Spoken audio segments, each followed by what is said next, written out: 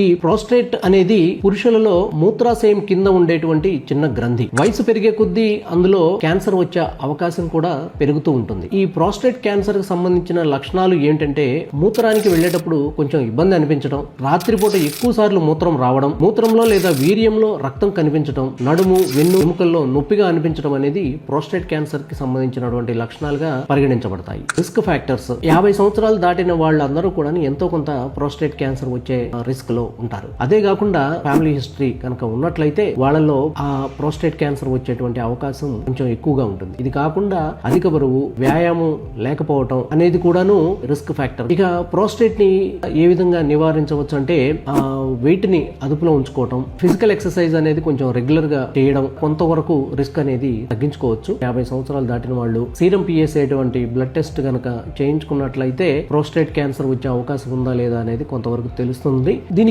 నివారణ ఏంటంటే ఆరోగ్యకరమైన ఆహారం తీసుకోవటం, ఫ్రెష్ ఫ్రూట్స్, వెజిటబుల్స్, టొమాటోస్, వ్యాయామం చేయటం, బరువును నియంత్రించడం అనేది ఎంతో కొంత మనకి ప్రోస్టేట్ క్యాన్సర్ రిస్క్ అనేది తగ్గిస్తూ ఉంటుంది. ఇక క్రమం తప్పకుండా మెడికల్ టెస్ట్ చేయించుకోవటం, ముఖ్యంగా 50 సంవత్సరాలు దాటిన వాళ్ళలో సీరం పిఎస్ఏ అనేటువంటి టెస్ట్ చేయించుకోవటం, అవసరమైతే బయాప్సీ చేయించుకోవడం ద్వారా కొంతవరకు మనం ముందుగా ప్రోస్టేట్ క్యాన్సర్ ని గుర్తించవచ్చు. ప్రోస్టేట్ క్యాన్సర్ ను ముందుగా గుర్తిస్తే చికిత్స అనేది చాలా సులభం. 50 సంవత్సరాలు దాటిన పురుషులు క్రమం తప్పకుండా గనక పరీక్షలు చేయించుకున్నట్లయితే ప్రోస్టేట్ క్యాన్సర్ ని ముందుగానే గుర్తించి సరైనటువంటి వైద్యం అందించి పేషెంట్ కి మనం సంపూర్ణ ఆరోగ్యవంతమైనటువంటి జీవితాన్ని ఇవ్వవచ్చు అన్నమాట. Thank you.